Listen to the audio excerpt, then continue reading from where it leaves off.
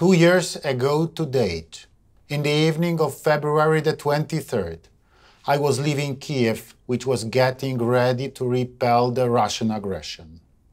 Just an hour later, first bombs were dropped on the Ukrainian capital, and Vladimir Putin's troops launched a full-scale war against an independent Ukraine, a brutal war which is unfortunately going on until this day.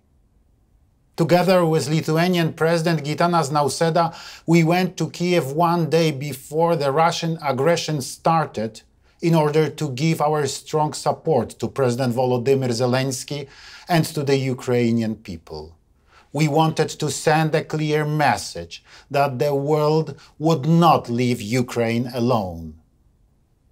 And that is what happened. Poland has been supporting the fighting Ukraine right from the start. I'm truly proud to recall the attitude of millions of Poles who, starting from the first hours of the war, opened up their hearts and homes for our neighbors who were fleeing the tragedy of the war. We strived to set up the broadest possible international coalition of support for Ukraine and to impose harsh sanctions on Russia. Poland transferred its own armaments, which helped the Ukrainian army stop the Russian onslaught.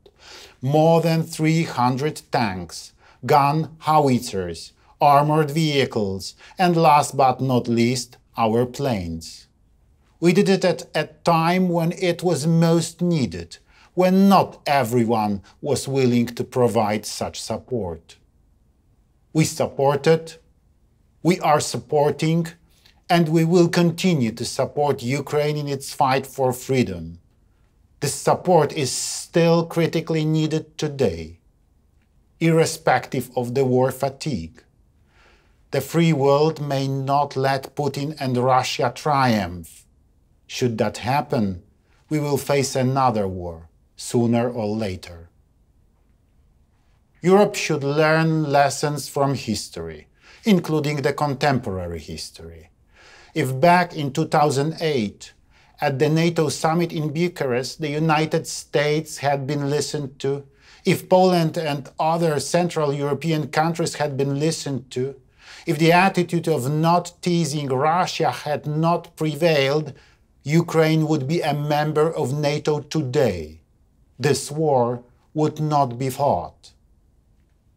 This should be a big remorse for some NATO member states. Russian aggression against Ukraine has clearly demonstrated the importance of the role of NATO, the importance of the presence of US troops in Poland and in Europe. The United States is and should remain the leader of security in Europe and across the world. However, other NATO members also have to take a bigger share of responsibility for the security of the whole alliance. They need to intensively modernize and boost their armed forces. This is what Poland has been doing for quite a while. We are currently allocating over 4% of GDP for the modernization of our army.